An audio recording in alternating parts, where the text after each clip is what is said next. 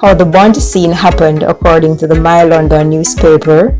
The film's director, Guy Hamilton, in scouting for locations, had the idea to make Bond a bus driver and chose Lucy for a good portion of the film.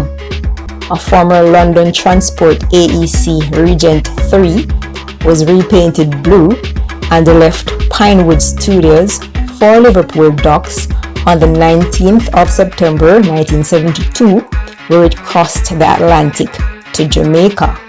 Roger Moore was taught how to drive a double-decker bus by Maurice Patchett, a bus driver with 12 years of experience, who was also flown into Jamaica for 4 weeks.